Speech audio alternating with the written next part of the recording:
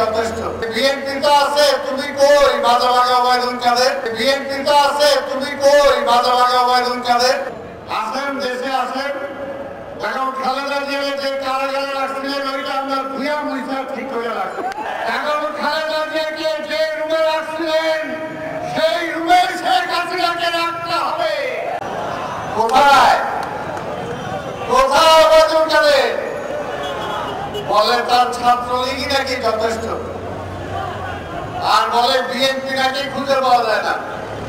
যে বিএনপি তো আছে, তুমি কই মাদ্রাবাগা ওবায়দুল কাদের? আর তার নেত্রী শেখ হাসিনা 2 দিন আগে বললো শেখ হাসিনা পালায় না, শেখ হাসিনা নাকি পালায় না। শেখ হাসিনা আপনি কোথায়?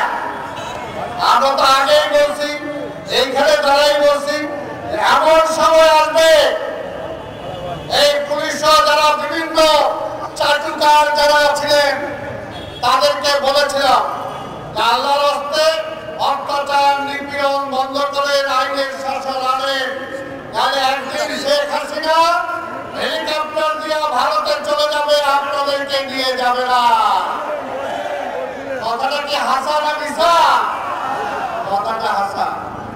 এই জন্যই বলে এখন আবার তাড়াতাড়ি তারা গণতন্ত্র চাইতেছে, নির্বাচন চাইতেছে, ক্ষমতায় আসতে চায়।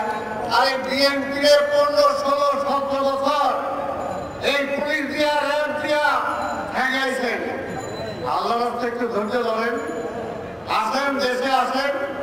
বেগম খালেদা জিয়াকে যে কারাগারে রাখছিলেন ওইটা আমরা ভুয়া মুইসা ঠিক করে রাখছি।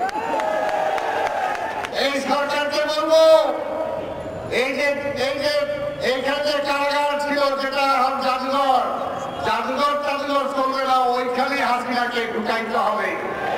বেগম খালেদা জিয়াকে যে রুমে রাখছিলেন সেই রুমে শেখ হাসিনাকে রাখতে হবে।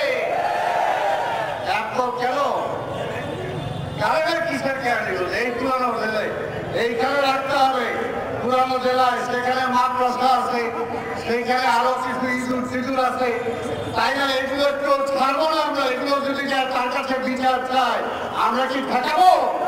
আমরা ঠেকাবো না। অনেক মায়ের বুক খালি করতেন। ফাঁসি তো হবে পরে, আগে একটু থাকতে হবে এখানে।